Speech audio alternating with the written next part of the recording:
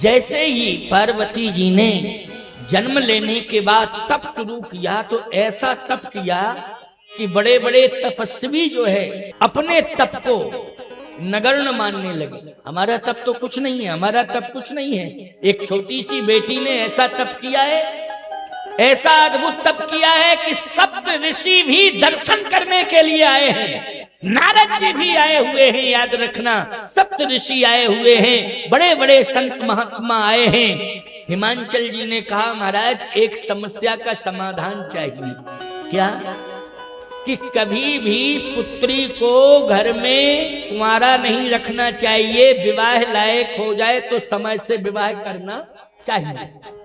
देखो भाई, कोई साधु बन जावे बेटा ये अलग बात है, और वो भीष्म प्रतिज्ञा कर ले या हनुमत प्रतिज्ञा कर ले कि हम जितेंद्रिय होकर के अपनी साधना को पूर्ण करेंगे, बाल ब्रह्मचारी रह करके अपनी साधना को पूर्ण करेंगे, ये चलेगा। लेकिन कोई भी बेटी साध्वी बन करके ये कहे कि नहीं मैं इसी तरह से अपना जीवन बिताऊंगी, इसी तरह से रहूंगी, मैं साध्वी बन के रहूंगी, याद रखना ये पिता के लिए बहुत बड़ा अपराध है। बोलो है कि नहीं?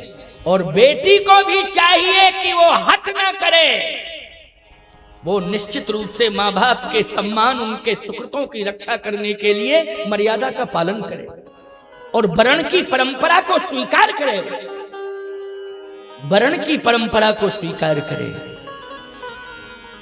इसलिए मैं कहना चाहता हूं कि आप सब यदि धार्मिक कार्य कर रही हैं तो आप साध्वी हैं, घर में पूजा पाठ कर रही हैं तो साध्वी हैं आप, यदि संतों की अतिथियों की सेवा कर रही हैं आप साध्वी हैं। अनसुईया जी क्या साध्वी नहीं थी? अनसुईया जी साध्वी थी कि नहीं थी? जल्दी बोलो। लेकिन वो किसके साथ रहती थी? किसके साथ रहती थी? चंद्रा स्वामी के साथ। चुपचाप क्यों बैठी हो? अनसुईया जी अपने पति के साथ रहती थी, पति का नाम था अत्रि। क्या नाम था? अत्रि। और बोलो, अत्रि जी इतने बड़े महात्मा हो गए कि भगवान स्वयं अत्रि के पास गए हैं चल के, और अनसुईया जी इतनी बड़ी साध्वी हो गई हैं, महान पतिव्रता हो गई हैं। ब्रह्मा विष्णु महेश 6-6 महीने के बच्चे बन करके उनके चरणों में लेटे हुए हैं। याद रखना, सीता जी दौड़ करके चरण पकड़ती हैं और कहती हैं कि आप मुझे उपदेश दें। उनसे बड़ी साध्वी कौन हो सकती है? लेकिन प्यारे, माता पिता के सुकृतों को सुरक्षित करना है। माता पिता निश्चित रूप से परम शांति का अनुभव करें और निश्चित रूप से मरने के बाद उन्हें मोक्ष मिले, इसके लिए समय से वो अपनी बेटियों का हाथ पीला कर दें और कर्तव्य पूर्ण कर लें। ये दायित्व कहता है, धर्म कहता है। इसलिए बेटियों को कभी जिद नहीं करना चाहिए। हाँ, शिक्षा की क्रांति में थोड़ा उम्र ज्यादा हो जाती है पढ़ने लिखने के चक्कर में, लेकिन मनमुखीपन से विवाह का डिसीजन न लें। माता पिता की आज्ञा का पालन करके ही उन्हें डिसीजन लेना चाहिए। ये मैं आह्वान कर रहा हूं और मैं प्रार्थना कर रहा हूं बेटियों से, मैं बेटियों से प्रार्थना कर रहा हूं। आज पार्वती जी के विवाह में समस्या आ गई, क्यों? तप कर रही हैं वो सती, लेकिन पार्वती बनकर के अवतरित हो गई। परंतु समस्या क्या खड़ी हो गई? विवाह। विवाह की क्या समस्या है? पार्वती जी का विवाह की ओर ध्यान ही नहीं है। आप कहो महाराज ध्यान नहीं है? नहीं, उनका ध्यान है भगवान शिव की ओर। तो आप कहो शिव जी की ओर है तो क्या विवाह माध्यम नहीं बनेंगे? शिव विवाह के माध्यम नहीं बनेंगे? भाई पार्वती का विवाह शिव जी के साथ हुआ तो शिव जी ही तो माध्यम बनेंगे।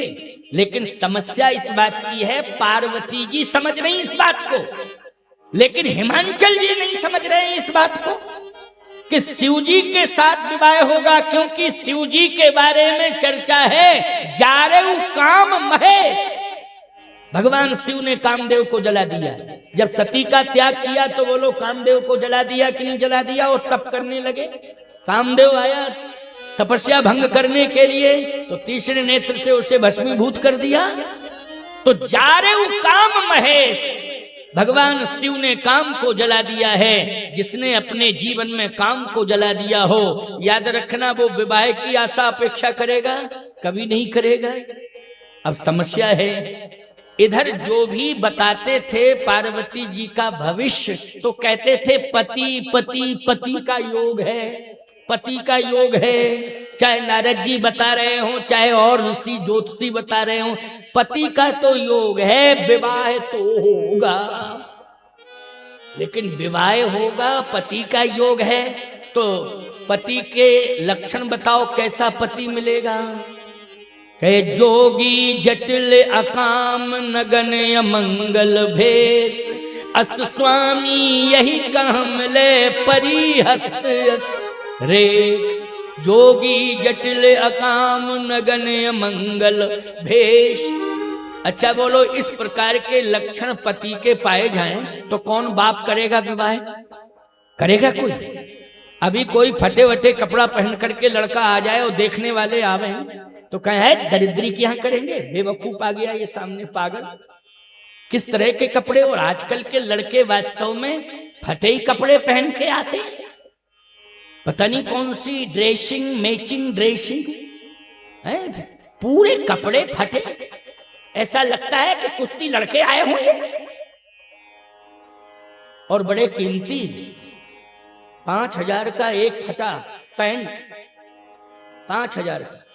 एक लड़का बोला महाराज ज्यादा फटा होता तो 10,000 का होता ही। मैंने कहा अच्छा? बोले हाँ महाराज यही तो बात है, वो तो कम फटा है तो 5 ही का है, और पूरा ही फटा होता ज्यादा तो 10,000 का है। हमने कहा बेटा अगर कुछ भी नहीं होता तेरे शरीर पर तो तू करोड़ों का था, जब शरीर पर कुछ नहीं होता तो तू करोड़ों का था। पागलपन की बात करता है, भाग यहां से हट। इसलिए वस्त्र वो होने चाहिए परिधान जिनमें मर्यादा हो, वो परिधान होने चाहिए, वो वस्त्र होने चाहिए। इसलिए ये पश्चिमी कल्चर जो आज वस्त्रों के ऊपर हावी हो गया है, निश्चित रूप से हमारी भारतीय संस्कृति को लज्जित कर रहा है, भारतीय मर्यादा को लज्जित कर रहा है। इसलिए हमें भारतीय परिधानों का स्वागत करना चाहिए, चाहे बेटी हो और चाहे बेटा हो, क्योंकि जब परिधान भारतीय संस्कृति से सुसज्जित होंगे तो हम तुम्ही में राम का दर्शन कर लेंगे, बेटियों तुम में सीता का दर्शन कर लेंगे। बस मर्यादा देखने को मिलेगी तो मैं सीता का दर्शन करूंगा तुम में, बच्चों तुम में राम का दर्शन करूंगा, लेकिन मर्यादा होगी तब। इसलिए ये परिधान कहीं हमारी विडंबना ना करा दें, कहीं हमारे धर्म और संस्कृति को कलंकित ना कर दें, इस बात की चिंता करनी चाहिए। मैं धर्माचारी हूं, इसलिए मंच से उद्घोषणा कर रहा हूं कि आप सभी जो है मर्यादित वस्त्रों को धारण करें। बड़ी प्रसन्नता होती है जब बहू जो है सिर ढक के आती है, बहुत प्रसन्नता होती है। सत्य कह रहा हूं कि बहू जब सिर ढक के आती है तो प्रसन्नता होती है, और बहू जब ऐसे भेष में आ जाए कि पता ही नहीं चले कि ये बहू है कि भाई साहब है, बोलो क्या फायदा है? पहचाने में नहीं आ रही है। ड्रेसिंग मैचिंग कटिंग छटिंग सेटिंग, क्या कहें क्या कहें, बोलो पहचान ही खत्म है। इसलिए नहीं, ये मर्यादा हमें आगरा में आप सबको देख करके प्रतीत हो रही है कि यहाँ कुछ तो यहाँ बैठी बैठी ऐसे ऐसे कर रही हैं। हाँ, नहीं, तुम्हारे अंदर है, देखने को मिल रही है मर्यादा। बस इसको थोड़ा सा परिष्कृत कर दो, अपने बच्चों में लागू कर दो। किसमें करो? बच्चों में, चाहे बेटा हो चाहे बेटी हो, ये प्रयास करना है। ये प्रयास माताओं तुमसे भी कह रहा हूं, जितने भी आप सब बैठे हैं भ्रातृ बंधु, मैं सबसे कह रहा हूं कि आप थोड़ा सा प्रेशर बनाएं, थोड़ा सा प्रयास करें कि बस बेटा और बेटी हमारे भारतीय वेशभूषा में रहें, भारतीय मर्यादा में रहें। बस निश्चित रूप से इस घोर कलिकाल में भी हम सीताराम का दर्शन कर लेंगे, सीताराम को प्राप्त करने में सफल हो जाएंगे। अगर हमने संस्कारित कर दिया और भारतीय परिधानों से युक्त कर दिया तो हमने सीताराम को प्राप्त कर लिया है अपने घर में, ये अनुभव हो जाएगा। इसलिए आप सबको मैं बार बार यही चेतावनी दूंगा कि आप सबको जो है परिवर्तन करना है और पश्चिमी कल्चर को यहां से पलायनवादी करना है। पलायनवादी ये भाग जावे, पश्चिमी कल्चर हमारे जीवन में न रहे, ये विदेशी कल्चर, इसका प्रयास करना है। क्योंकि हमने अंग्रेजों को भगा दिया है लेकिन अंग्रेजों को कल्चर को पकड़ लिया है। बोलो, अंग्रेजों के कल्चर को पकड़ लिया, अंग्रेजों को भगा दिया, सफल हो गए। लेकिन अंग्रेजों के कल्चर को यदि हमने स्वीकार कर लिया तो हम फेल हो गए। बोलो, फेल हो गए, हम विफल हो गए। इसलिए कल्चर हमारा बदलना चाहिए, चरित्र का निर्माण होना चाहिए। तो सती जी ने आज बहुत बड़ा अफसोस किया और जाकर के प्राण त्यागे, लेकिन भगवान शिव का ध्यान किया तो पार्वती बन के प्रकट हो गई, तपस्विनी बन गई, तपस्या करने लगी। लेकिन पार्वती मैया इस बात को जानती हैं कि मैं वरण करूंगी तो केवल शिव का करूंगी, शिव के अलावा और कोई नहीं। परंतु जोगी जटिल काम नगन मंगल भेष स्वामी यही का मिले परिहस्त यस रेख। अब चिंतित हैं हिमांचल जी कि कैसे विवाह करूं, ऐसे लक्षण वाला पति मेरी बेटी को मिले, मैं कैसे विवाह करूं, परेशान है। नारद जी ने समझाया। नारद जी ने कहा देखो ये लक्षण शिव जी में है। हाँ है शिव जी में, लेकिन शिव जी कैसे विवाह करेंगे? नारद जी ने कहा कि देखिए शिव जी कैसे विवाह करेंगे, ये विवाह का विधान कोई ना वर बनाता है ना वधू बनाती है, विधाता बनाता है। बोलो, विवाह का विधान कौन, वर बनाते हैं कि वधू?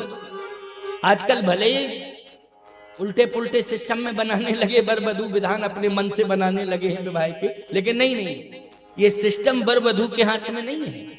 ये विवाह का विधान कौन बनाता है? विधाता बनाता है। बोलो, बनाता है कि नहीं बनाता है? तो शिव जी के विवाह का योग भी विधाता ही बनाएगा। तुम्हें चिंता करने की कोई आवश्यकता नहीं है। लेकिन हिमांचल जी ने कहा विधाता से कौन बात करे भाई, विधाता के पास कौन जावे, कौन बात करे? नारद जी ने कहा इसके लिए हम बीच वाले बने जाते हैं। ये बीच वाले हम बने जाते हैं और बीच वाला बन गए, बिचौनिया बन गए नारद जी महाराज। और बोलो, नारद जी ने ये बिचौनिया बीच वाला बन करके विवाह संपन्न कराया कि नहीं कराया?